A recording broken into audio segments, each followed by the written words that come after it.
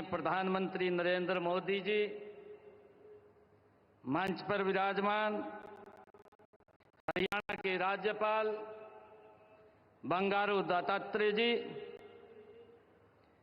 हमारी आदरणीय केंद्रीय मंत्री वित्त मंत्री श्रीमती निर्मला सीतारमण जी, केंद्रीय शहरी एवं ऊर्जा मंत्री माननीय मनोहर लाल जी, हमारे केंद्रीय मंत्री कृष्णपाल गुर्जर जी, मंच पर विराजमान हरियाणा सरकार के हमारी मंत्री श्रीमती श्रुति चौधरी जी, हमारी हरियाणा सरकार की मंत्री कुमारी आरती राव जी और उपस्थित आज इस बीमा सखी योजना के शुभारंभ पर आज लाखों की संख्या में बहनें पानीपत की इस ऐतिहासिक भूमि पर पधारी हैं।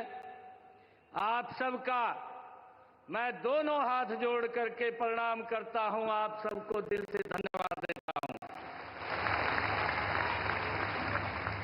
मैं हम सब की तरफ से माननीय प्रधानमंत्री श्री नरेंद्र मोदी जी, आपका पानीपत की ऐतिहासिक भूमि पर मैं मन से स्वागत करता हूं।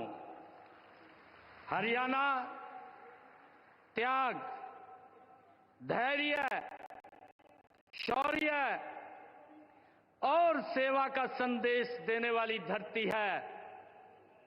वर्ष 2015 में माननीय प्रधानमंत्री जी, आप पानीपत की इसी ऐतिहासिक भूमि से आपने बेटी बचाओ बेटी पढ़ाओ अभियान की नींव रखी थी।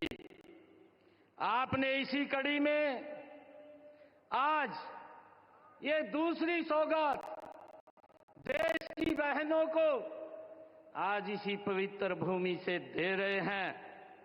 बीमा सखी योजना के रूप में एक और अभियान की आप आज शुरुआत करने जा रहे हैं।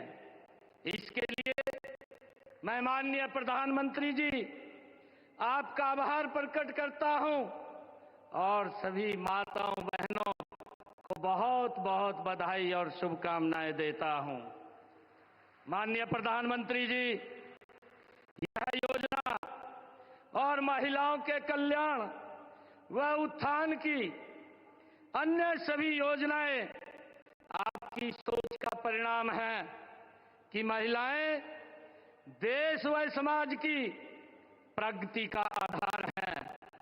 माननीय प्रधानमंत्री जी, आपने अपने शब्दों में कहा था, अगर भारत को विकसित करना है तो वह तब होगा जब इस देश की 50% जनसंख्या जो कि नारी शक्ति है, यह सक्षम हो गई है। अगर वह देश की मुख्य धारा में आगे आई और देश की अर्थव्यवस्था का भाग बनती है तो इस देश का विकास निश्चित है। आदरणीय प्रधानमंत्री जी, आज बीमा सखी योजना के अलावा आपने हमें एक और बड़ी सौगात आज देने जा रहे हैं। हमारे हरियाणा के अंदर आपके कर कमलों से महाराणा प्रताप बागवानी विश्वविद्यालय के मुख्य कैंप का आज आप शिलान्यास करने जा रहे हैं। मैं इसके लिए आपका हार्दिक धन्यवाद करता हूं। आज आपके ओजस्वी विचार सुनने के लिए पुरुषों की बजाय हमारे हरियाणा प्रदेश से माताएं, बहनें और बेटियां इतनी भारी संख्या में आई हैं। मुझे आज से लगभग 9 वर्ष पहले का वो दृश्य याद आ रहा है जब आपने 22 जनवरी 2015 को इसी भूमि से बेटी बचाओ बेटी पढ़ाओ कार्यक्रम का शुभारंभ किया था। इस अभियान की बदौलत हरियाणा हरियाणा में लिंगानुपात में उल्लेखनीय सुधार हुआ है। गर्व की बात है कि अब हरियाणा में लिंगानुपात की दर 871 से सुधरकर 916 हो गई है। मैं हरियाणा प्रदेश की जनता की ओर से आपको विश्वास दिलाता हूं कि हम बेटी बचाओ बेटी पढ़ाओ अभियान की तरह प्रधानमंत्री जी बीमा सखी योजना को भी सफल बनाने का गति से काम करेंगे। माननीय प्रधानमंत्री जी, महिला उत्थान में महात्मा ज्योतिबा फुले और माता सावित्रीबाई फुले की प्रेरणा के स्रोत हैं। उन्होंने महिला शिक्षा के लिए अनेक विरोधों के बावजूद डटकर काम किया था। उन्होंने उस समय कहा था कि यदि आप एक पुरुष को शिक्षित करते हैं तो आप एक व्यक्ति को शिक्षित करते हैं, लेकिन यदि आप एक महिला को शिक्षित करते हैं तो आप एक पूरे परिवार को शिक्षित करते हैं। आदरणीय प्रधानमंत्री जी, आज पानीपत की इस पावन भूमि से की गई नई शुरुआत से महिलाएं आत्मनिर्भर बनेंगी और विकसित भारत बनाने में अपना महत्वपूर्ण योगदान करेंगी।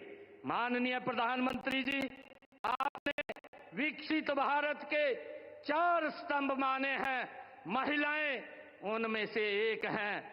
आपने भारतीय लोकतंत्र में महिलाओं की भागीदारी बढ़ाने के लिए उन्हें विधान पालिका में 33% आरक्षण दिया है। माननीय प्रधानमंत्री जी, आपसे प्रेरणा प्राप्त कर हमने हरियाणा में महिलाओं के उत्थान के लिए और भी ठोस कदम उठाए हैं।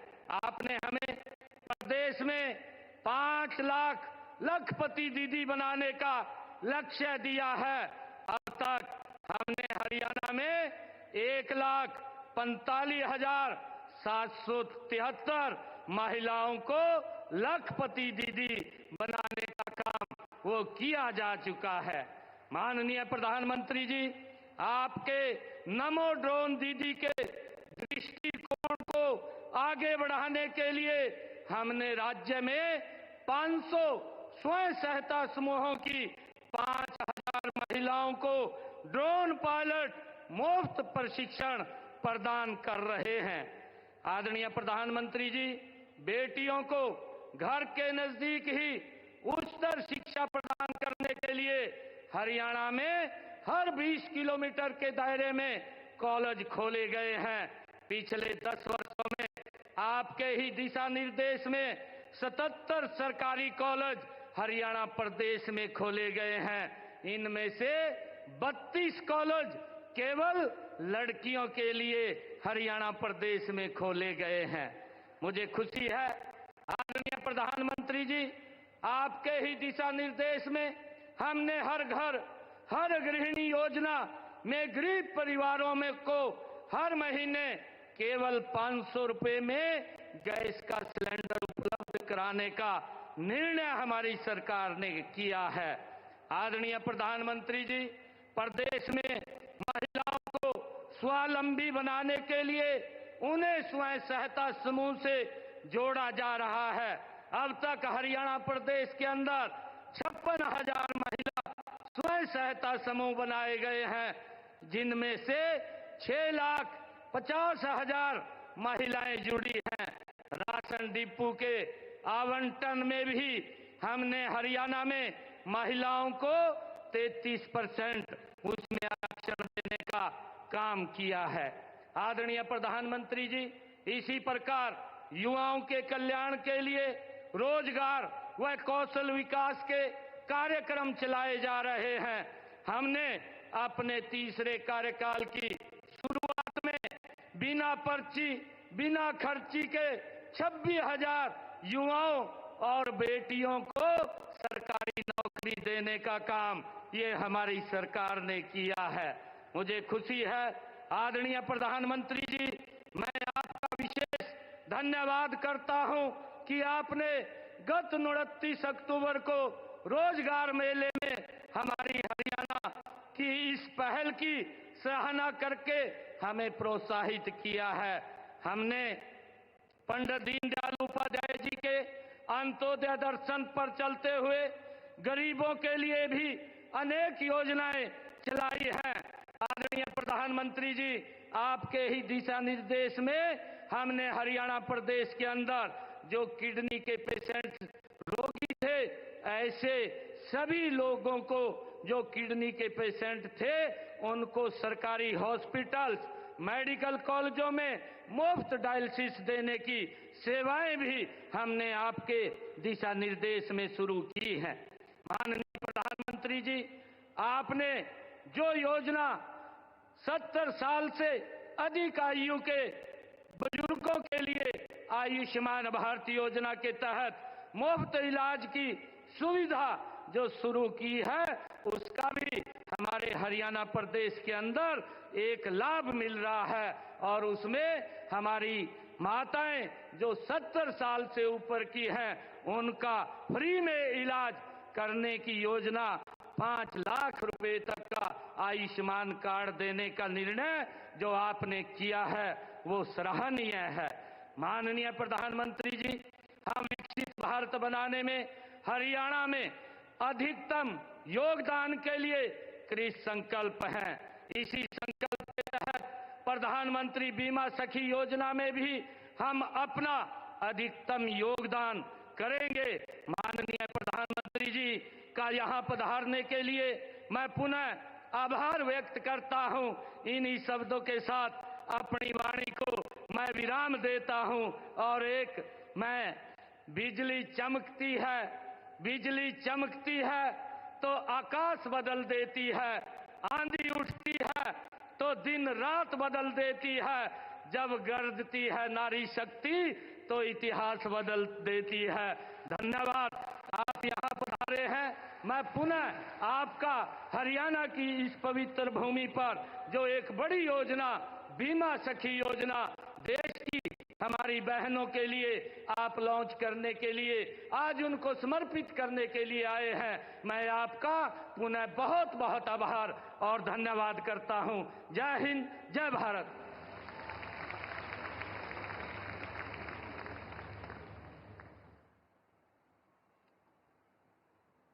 बहुत बहुत धन्यवाद माननीय मुख्यमंत्री जी।